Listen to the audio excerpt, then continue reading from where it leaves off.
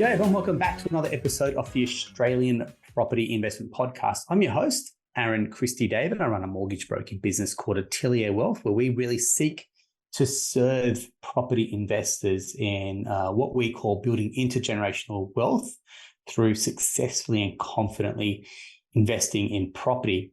A big part for the investor's journey is knowing who to trust, what information to absorb, what information is relevant on your journey as well. And with information overload, we seek out experts who can cut through some of the noise and really go to the source of truth.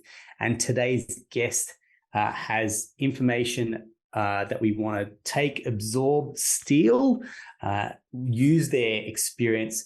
And I'm very, very excited to bring on Craig James, the Chief Economist at CommSec on behalf of Commonwealth Bank. Craig, welcome to the show. Certainly good to be here, Aaron. Thank you very much for having me. Not at all, man. I really, really appreciate your time. It's and I don't mean to blow any smoke, but someone of your ilk and your knowledge, it really is a win for our listeners to have you on. And I want to go deep into your knowledge, go deep into the economy, because I feel like that is something that's hot on everyone's lips heading into 2023. But before we do kick off, there's a couple of things I want to share.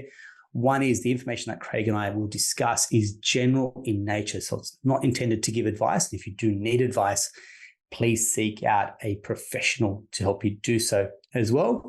And Craig will share on behalf of CommSec and Commonwealth Bank. So again, his views are his. And what we want to do is facilitate a conversation based on some of the latest research that CommSec has put out, which I think is very, very pertinent at the moment. But before we do kick off, Craig, it's what I call the 3 Ps. So a little bit about yourself personally, professionally, and a bit about your property journey and where you live. And I know that I've certainly watched your journey being into my health and fitness. I think I saw you don the cover of Men's Health a little while ago in your journey to kind of get fit. And as a dad, I think that's kind of something that's super, super important. So do you want to share a little bit about your kind of personal journey and what's got you to this point as well? Well, in terms of my personal journey, I am old. So we need to state that right up front. Age is just a number, mate. I am 60, so I'm heading to the last part of my journey, I would say.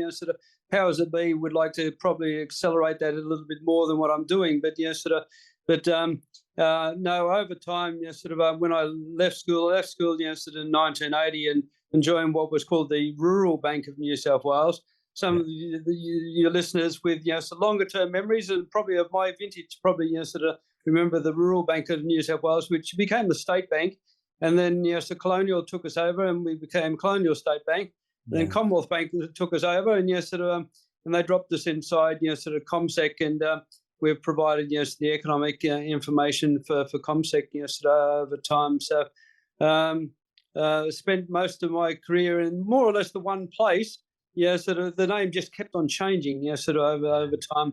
I did go, back in the early 2001, 2002, went to the Financial Review. That was my sea change. And I thought that was going to be it. I was going to become a journalist, and I lasted there for basically 12 months. And, fortunately, so I wanted to go back to CommSec, and they wanted to have me back. So I came back into CommSec. So in terms of my weekend, I probably don't do enough in terms of doing external things rather than sitting in there reading the economics and reading finance. So spend too much time doing that. But you allude to the Men's Health man. So that was back in 2011, and that was a bit of a flight of fancy. Back then, I thought it'd be good to get in shape, get in order, and to see if I could be amongst the top 6, finalists for the Men's Health man. And fortunately, I was, able to achieve that back then. So I've tried to reproduce that form, that health, over time. But it gets a little bit, harder as you get a bit older.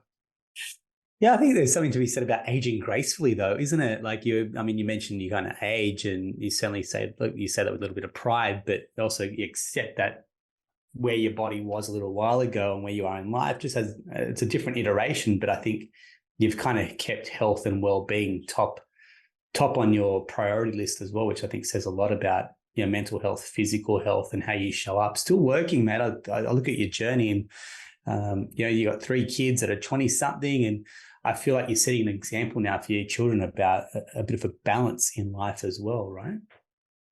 Well, yes. I mean, each of them are different in their own way. So they're all into running. I still do a bit of running from time to time. So when I'm injury free, and basically, have been focusing on the sprints. So anything up to probably 400 meters, 800 meters. So Fantastic. I've run this season, and unfortunately, the last time I ran, so I did manage to get an injury. So I've got to work my way back. But the younger son, he does the beach swims as well as some longer runs. The elder son does. He's just recently done a half marathon. He's setting his sights on a marathon, and the daughter, she's more of my ilk. Likes to run the sprints, anything up to it's around about 200 meters. So we struggle away hard, and and the wife basically keeps us supported, in all this in our journeys. I love it. I think training for any type of sport, for example, is just a great analogy in life. You talk about, you sprint for only a certain real small part of your week, but it's everything in the lead up to that. It's the way that you show up physically, getting your sleep right, getting your diet right, getting your headspace right. For example, you have an injury, it sets you back, but that doesn't kill your momentum. Yeah, and I feel like that is, whether you take that in a business context, whether you take that in a professional context, life context, I feel like it just has a great parallel to everything in life, and the ones that really want it bad enough will achieve success. And the same could be said for investing in property as well. People will have ups, downs, the roller coasters, the setbacks, but it's how you get up, and that redefines your journey, doesn't it? It certainly does. And we all go on these journeys over time, and I think it's a very, very important part. So I think the journey is much more important than the destination in a lot of ways, because of so much that you're taking on over time. Yeah, thanks very much, Craig. Look, and again, you mentioned your tenure, but I mean, having worked in banking, finance, and also journalism, kind of cutting across that type of industry over 40 years, for example, you have seen the economy take these ebbs, flows. There's certainly been some wild times over those 42 years. So in your reflection, take the last few years kind of out of the equation because they're super abnormal, but how do you feel we're shaping up as an economy at the moment compared to what you've seen in the past, for example, which maybe you get from time to time as a question? Well, certainly we've got big challenges, and you say, well, yes, the last couple of years, well, it's an abnormal situation, and I suppose it is, but unfortunately what it's left us with at the moment is a high rate of inflation. And something that if we look back, over our journey, particularly through the 1990s and the early part of the noughties, that we had super low levels of inflation. It's going to be a challenge to us. It's something that we would have addressed in the 1970s and the 80s rather than something more recent. So we have to get inflation back under control. Once inflation's under control, we can get interest rates back to the super lows that we've been seeing. And then one of the other challenges, of course, is the job market at the moment. A lot of people say, well, yes, we've got an unemployment rate at the lowest levels in 50 years for the simple reason the economy is doing well, and that indeed is part of the answer. But it's also the fact that what we're seeing is the baby boomers exiting the workforce, and this is something which is in common to the United States and to Europe and to other countries around the world. We go back to the 1970s, commonplace for an unemployment rate back then was around about 3 to 4%. Then, of course, it rose over time with the baby boomers working their way through the job market. And now, of course, the baby boomers are on their way out. And we're left with basically the working age population. We're flat or even falling in some respects. So we've got a structurally tight job market now as well as a cyclical strength. And that's going to provide some challenges going forward as well, making sure that we get enough people in the workforce to be able to produce the income that we need, the government's income in terms of the taxation, and be able to do all the things that we want to do with those funds as a community. So that's getting inflation under control and certainly dealing with the issues of a tight job market. So some of the challenges going forward.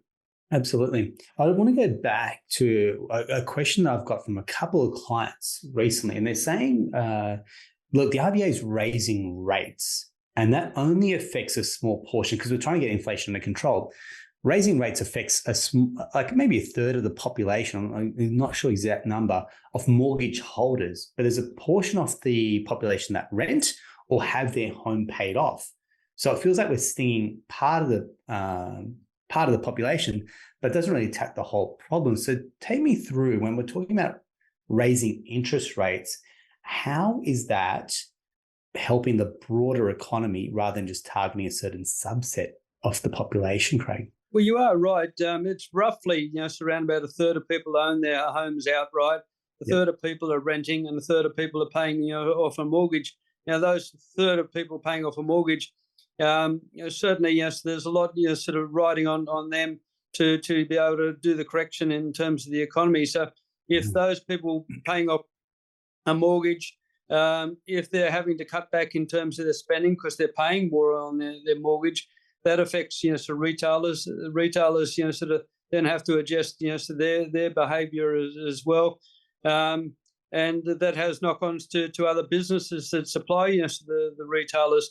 If we do have fewer people, sort of looking to buy homes because the cost of finance has gone up, so interest rates have gone up. That means fewer people are looking around to buy or build homes, and that impacts in terms of the economy as well. So that means fewer homes are going to be, built. Those fewer homes are going to be bought. That affects real estate agents. That affects anyone who's sort of building a home. Sort of knows that so there's a whole gamut of industries that are associated with it. So it's the builders, the sparkies, so the carpenters, so over time.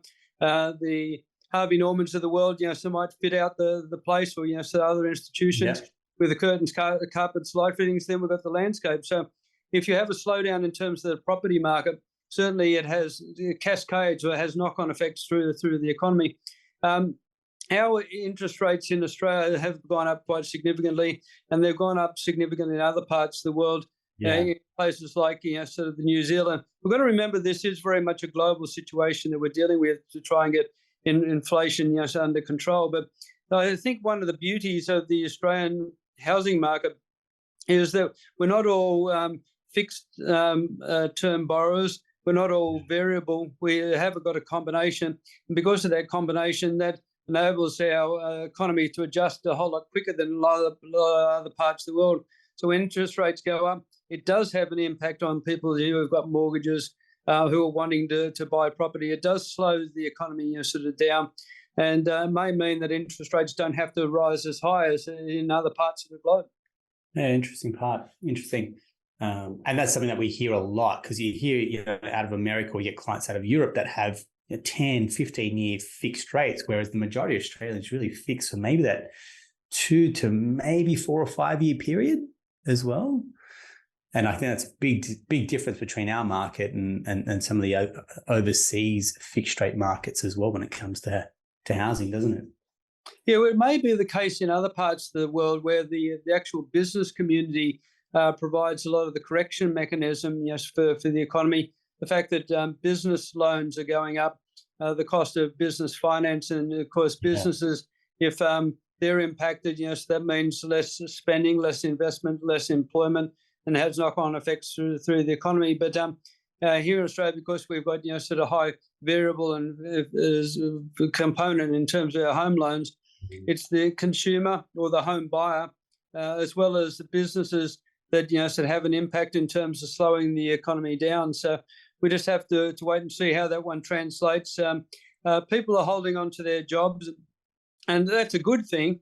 But it may actually sort of delay some of the mechanism of getting inflation under control, because while the cost of living has gone up, people rationalise, well, I've got a job, my wage is rising, so I can the prices may have gone up, but I'm going to continue to spend the way that I have been, and that may mean the Reserve Bank says no, your rates are going to go up even higher. so that sort of you do cut back in terms of spending, and we can then balance supply and demand. What we've got at the moment is demand or expenditure in the economy is growing too strongly for the amount of supply. And what we need is to correct that. And that's something that we're seeing right the way across the globe, that correction between supply and demand. Yeah, definitely seeing that across the globe. When we kind of circle back to the RBA and we're talking about what they're looking for when it's coming to raising interest rates, inflation is one part of the equation. Then we talk about the housing market. So interest rates aren't necessarily directly correlated to, or rising rates aren't just directly correlated to the housing market. There's also the measures like inflation, the Aussie dollar, for example, and trade. So in your experience, what else is the RBA looking for when they're pulling that lever, which is raising rates? What are the other factors that they're looking at, Craig? Well, it's interesting. You go back over time, and if you went back before 1990, you would just find the Reserve Bank thinking about a whole range of different things. They would be thinking about what's happening in the global economy, what's happening in terms of the job market. As you say, they'd be looking at so the Australian dollar, and seeing what so the impact so it is there. So they had a little bit more of a multifaceted sort of view on terms of setting interest rates. Now the Reserve Bank has got so one principal goal, that's to get the inflation between 2 and 3% over an economic cycle over an extended period of time. It hasn't always got to be in between 2 and 3%, but it's got to be certainly on that path to get in within the target zone. So next year we believe that the inflation rate will ease from the peak levels of around about 8% to the end of this year, and gradually head back towards that 2 to 3% target band. But it may take until 2024 to be able to get there, but that is the principal goal. Now, what the Reserve Bank also needs to take into account is what's happening in other parts of the globe. How is policy sort of occurring in the United States and in Europe? How high are they lifting interest rates? Are they doing some of the heavy work for the other economies around the world, getting global inflation back under control? If we increase interest rates too much here in Australia, it could push up the value of the Australian dollar. And if the Australian dollar is rising, what it may have implications for is our export sector, so it may slow down. And so everything is interrelated, and I think just you start with one factor, and basically you end up way down the course, sort of looking at a whole range of other different factors. Spot on, and yeah, the big question that leads after this is: so what does the outlook look like for 2023? And I certainly don't want to preempt and say the R word. For example, a couple of other economies have kind of flagged that as maybe that's happening in the US and through Europe, for example. But what does that look like? Is it a correction? Is it a slowdown? Is it that inflation comes under control? What are your thoughts for 2023 looking like? Well, every central banker would like to achieve a soft landing. So bringing sort of increasing interest rates, slowing down the economy, but not crunching the economy so much that the economy goes into recession. Yeah. And certainly that is the goal. The goal is to get inflation under control without causing people to lose their jobs. And I think here in Australia, we've got probably the best chance of securing a soft landing of all the major developed economies. The United States has probably got a bit of a harder task because wage growth is much higher in terms of the United States, and they have this real risk over there of the price wage spiral, where basically prices and wages leapfrog themselves higher, and it's harder to be able to get inflation back under control. So in places like Europe, it's already quite weak, and more than certain that Europeans will go into recession. Same with Japan, same with the UK. So that's one of the concerns that we've got, is the rest of the world may move into a downturn or a recession. While however that's the case, that's going to pose risk for the Australian economy in terms of demand for our commodities, demand for our exports, sort of more generally. So, but you think about Australia, we're continuing to run trade surpluses. We've got so current account up until the last quarter's figures that came out so recently. We've been running current account surpluses. We've got an unemployment rate which is super low. We've got wages, while they are a little bit higher, it's certainly by no means out of outside control. So we can get those back in control, sort of pretty easily. The budget situation's in really great shape, compared with a lot of other countries around the world as well. So, and structurally, we've got sort of companies here in Australia saying their business conditions are amongst the best that they've ever seen. Yeah. And part of that is because people have got jobs and they continue to spend. There's also part of that is because businesses are being able to pass on costs to consumers, and consumers, because they have got jobs, are more willing to pay those higher costs. And so we have a business sector which is in very, very good shape at the moment. Just on that exact point, I had this exact question. One of my clients said that when we were speaking, can I ask you this question? And it's to that exact point. Business have been able to set a new price because of inflation, for example, and there's demand to soak it up. So say, for example, meals. I mean, hospitality, you see that in the price of beer, for example, a simple schooner. Coffees have gone up. So across the board, prices have gone up and retailers have been able to command a price point. At what point do prices drop? Will they drop, for example, or have they just set a new norm in terms of this is the normal price for a cup of coffee or a schooner of beer?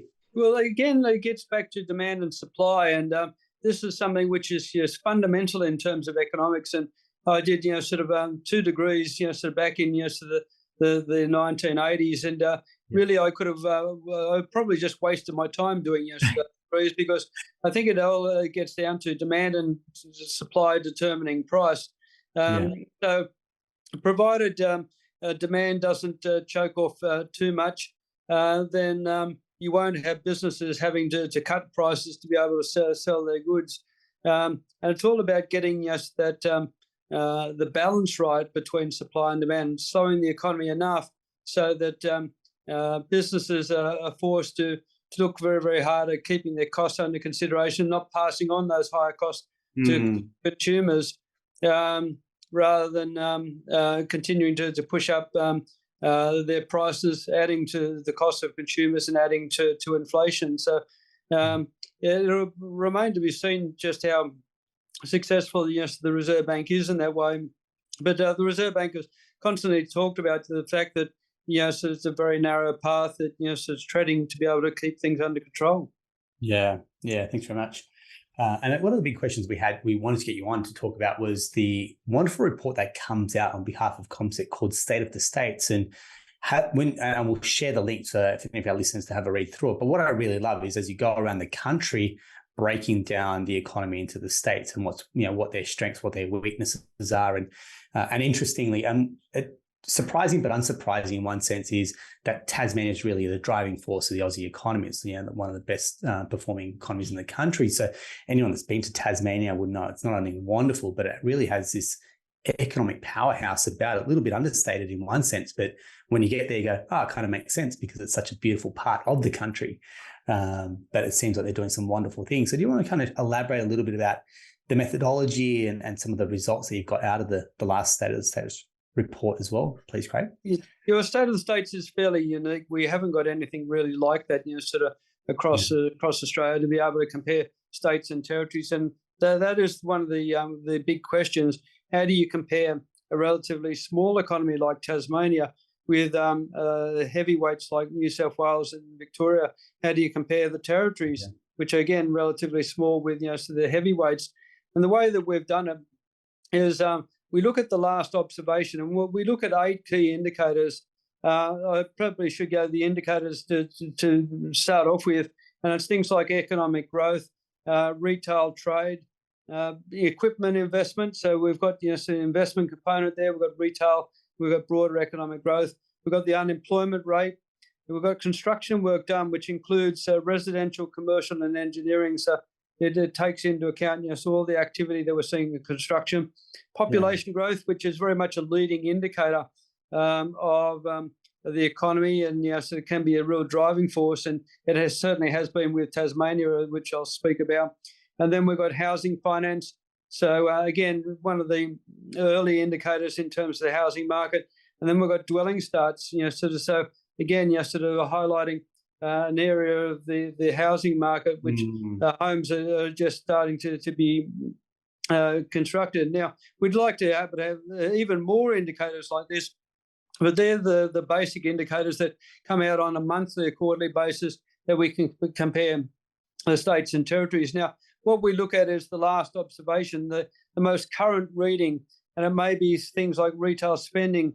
What is so the last reading of retail spending, and what dollar figure is that? Then we compare that with what's normal for that individual state. So we look at the individual state, say Tasmania, look at the last observation, compare that retail spending with what's the decade average or normal performance, and then we compare all the states and territories on the same criteria to see how far each of them are away from the decade average.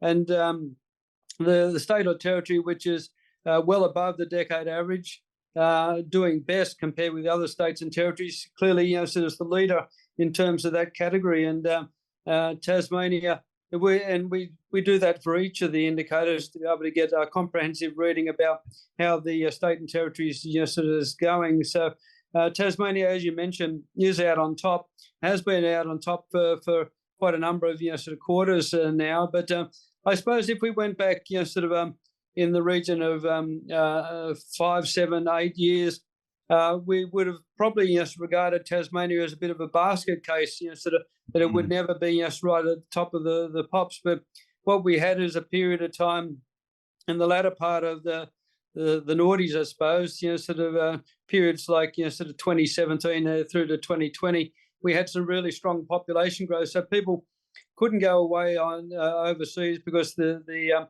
Australian dollar was too low, so they went to Tasmania instead. A lot of people came in from overseas, and again, they went to Tasmania, and they looked at Tasmania and they said, this is a really nice place. I'm actually going to come down here and live here. So we had a significant increase in terms of migration. And, of course, if more people are moving to the state, that provides sort of momentum. It means that homes have got to be found, cars have got to be found. We've got the roads need to be built, schools and hospitals and the like. So it provides momentum for the economy, and that's really why Tasmania has been outperforming in the last couple of years because of strong population growth. Now, the most recent quarter that we've had, Queensland is actually number 2, and it's been languishing around about 7th or 8th position for a long period of time.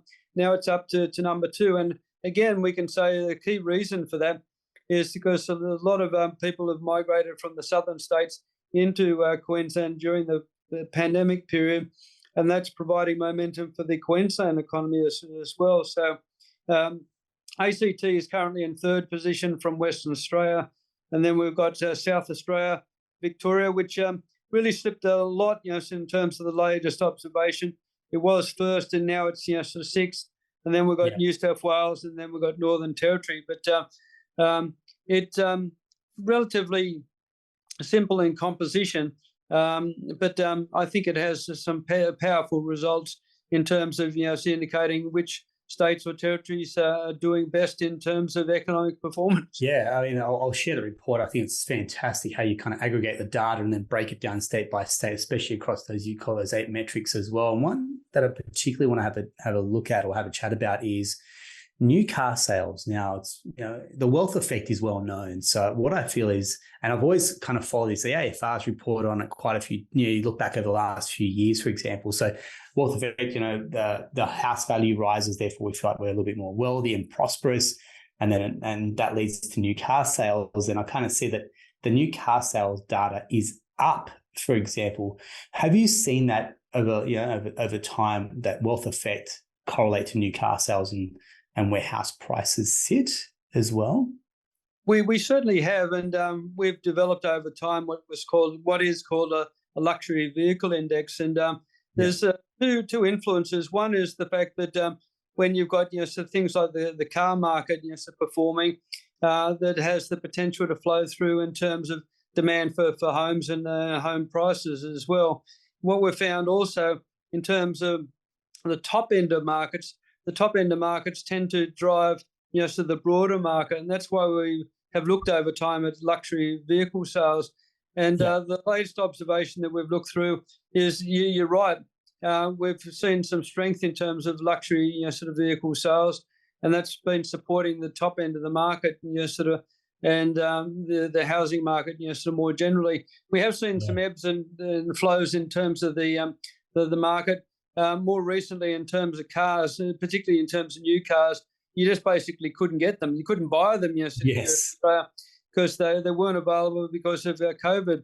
Those little computer chips, which basically runs everything, they run the cars, and if you don't have the computer chips, you can't sort of build the cars, and you can't sell them to other parts of the world like Australia. So, but it is something which is improving as we speak. There's more people going back into the manufacturers, the car manufacturers. The computer chips are being made. New vehicle sales are again rising, and we are seeing that sort of here in Australia. So it'll be something important to be able to focus on, whether we'll see a new driver in terms of the housing market coming from the fact that we're seeing the car market outperform. Yeah, excellent. Thanks so much. I know CommSec put out a few other reports. So what's some of the other data and what's some of the other reports that CommSec is currently producing and putting out there at the moment, Craig? Well, over time, of course, what we do is we look at so back at the previous year and look forward into the new year. So now coming up to the end of 2022 and into 2023, clearly we get our crystal ball out, to work out where things are going to go over the next 12 months. And we do that at time of the end of calendar year as well as the end of financial year. So we certainly do that. We look at company reports. So the reporting season, happens basically twice a year. And we look at how that tracks sort of over time in terms of companies making sort of money. And the dividends they're paying out. We also do a special report, on dividends, sort of also. We look at, sort of anything which moves in terms of the economy. We're basically looking at it fairly closely and asking the so what question. And I think that's the most valuable question that you can ask in economics. So what? What does this mean for me? What does this mean for my customers, my clients, my friends and family? So we've had the fact that we mentioned new cars are becoming more available, and as a result, used car prices, which had been soaring because of no one's been able to get a new car, they're having to buy a used car instead. This used car prices are seeing their price falling again. So that's something that we track, sort of used car sales and used car prices, more as a gauge on the supply chain issue and sort of how that's working its way through the economy. So we look at the business surveys, we look at all the stuff that comes out from the Bureau of Statistics, again to get an idea of sort of where the outperformance is lying, where the underperformance is lying, where the opportunities are there. And of course, when we think sort of investors, that's one of the reasons why we have the State of the States, because it gives us an idea about which states are outperforming and which are underperforming, which have got real momentum. And of course, so if you're an investor, so that's clearly very important to you. Excellent. Thank you very much, Craig. I feel like your contribution from a knowledge perspective, but also just being able to talk in what we call plain English as an economist, exactly that to what it means as a household, as a consumer, as a business, becomes super, super relevant. So I want to say a huge thank you for your time, a huge thank you for your energy as well, and I really appreciate it. Just one last question, and I won't hold you to this, but in terms of rates expectations for next year, what's kind of your gut feel for where we might see the cash rate get to at some point during 2023? Well, perfect timing. So we're recording this the day after the Reserve Bank board meeting. And the Reserve Bank lifted interest rates by 0.25% to 3.1%. So we looked fairly closely at the judgment that the Reserve Bank came out with, the fact that it said, well, we're probably going to increase interest rates again, although we're not on a preset course to be able to do so. We're going to look at a whole range of factors before we decide to lift rates again. But the way that we're seeing the economy at the moment, we've got a strong job market. We've got consumers which are continuing to spend. We've got people that have got themselves in pretty good shape during the COVID sort of period. Got their financial buffers sort of ready. We do know that a lot of people are feeling the effects too of higher interest rates, but we've also got a lot of people that are seemingly still in very, very good shape. And of course, those who are savers have been benefiting from the fact that interest rates are going up. So we've taken all that into account and said, look, I think there's probably going to be one more interest rate hike in February of next year, taking the cash rate up to 3.35%. We think that will be it. We don't think the Reserve Bank will need to go further than that. And indeed, it's probably going to be too effective in terms of slowing the economy down. So we're looking at this time next year that interest rates will actually be coming down in Australia rather than going up. We think that the inflation by that time, in 12 months' time, will be heading towards the goal of 2 to 3%. So well on track to that goal. We'll be seeing substantial slowing in terms of consumer spending and in terms of investment. We'll also have some softening of the job market as well. So we think that the Reserve Bank has got a good chance of achieving the soft landing, as long as they don't continue lifting rates month after month and not give the chance for the economy to be able to work it all through. But one more interest rate hike, we're thinking 3.25% to 3.35% in February of next year.